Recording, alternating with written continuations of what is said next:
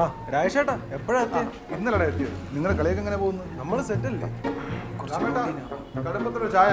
ആ രാജേഷ് ഡാ അവൻ ഇവിടെ തന്നെ വരാമെന്നല്ല പറഞ്ഞേ. മുമ്പൊരിക്കൽ ഞാനും അവനോട് വന്നിട്ടുണ്ട്. എന്തായാലും നീ അവനെ ഒന്ന് വിളിക്കും. ആ രാമേട്ടാ ഇവിടെ ഒരു സ്ട്രോങ് ചായയും പിന്നെ വെള്ളം ചേർക്കാത്തൊരു പാലും വെള്ളമല്ലേ?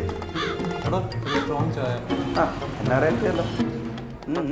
ആ എനിക്ക് എന്താ ഇതിന്റെ തീരുമാനം? വീട് വിൽക്കാൻ ഏർപ്പാട് ചെയ്തു. 30 ദിവസമായി ഞാൻ ഇവിടെ വന്നിട്ട്. കഴിഞ്ഞ 15 ദിവസവും വീടിൻ്റെ പിറങ്ങിലായിരുന്നു. കഴിഞ്ഞ തവണ വന്നപ്പോഴും ഇതേ അവസ്ഥയായിരുന്നു. മടുത്തു. ഇനി ഒരു ഫ്ലാറ്റ് ബുക്ക് ചെയ്യാമെന്ന് തീരുമാനിച്ചു. ആ നല്ല തീരുമാനമാണല്ലോ. പക്ഷേ ഞങ്ങൾക്ക് കുറച്ച് കണ്ടീഷൻസ് ഒക്കെ ഉണ്ട്. ഇനിയൊരു അബദ്ധം പറ്റാൻ പാടില്ല. എന്തൊക്കെയാ നിന്റെ കണ്ടീഷൻസ്? എൻ്റെ ബഡ്ജറ്റൊക്കെ നിങ്ങൾക്ക് അറിയാലോ. അതിലൊതുങ്ങുന്ന ഒരു 2 BHK ഫ്ലാറ്റ്. പിന്നെ എല്ലാ അമ്യൂണിറ്റീസും ഉണ്ടായിരിക്കണം. ശബ്ദവും ബഹളവും ഒന്നും ഇല്ലാത്തൊരു ലൊക്കേഷൻ ആയിരിക്കണം.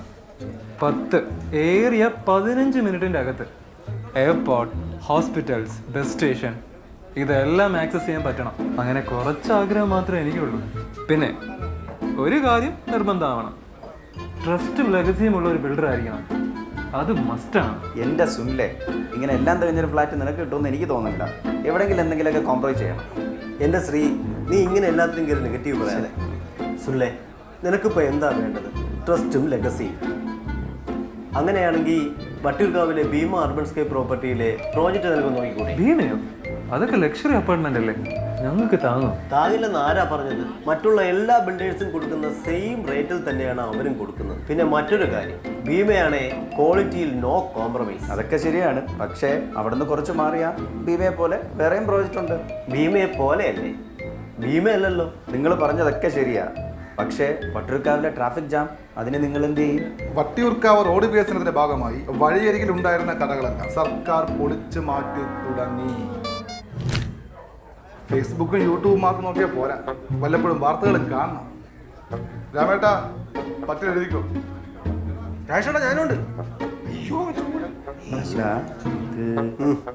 എടാ ശ്രീ, നിന്റെ പെങ്ങളുടെ കല്യാണത്തിന് എവിടുന്നാ ഗോൾഡ് എടുത്തത്? ഭീമയെന്ന്. അതെന്താ കാര്യം? അമ്മയുടെ കല്യാണത്തിനും അവിടെ നിന്നാ ഗോൾഡ് എടുത്തത്. അത് ഗോൾഡ് അല്ലേ?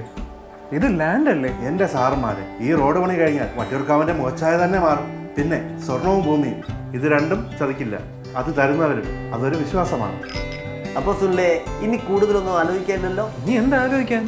വട്ടിയൂർക്കാവ് ഭീമ USP തന്നെ. എന്ന് വെച്ചാൽ കൊടുക്കുന്ന പണത്തിന് അതിലേറെ മൂല്യം.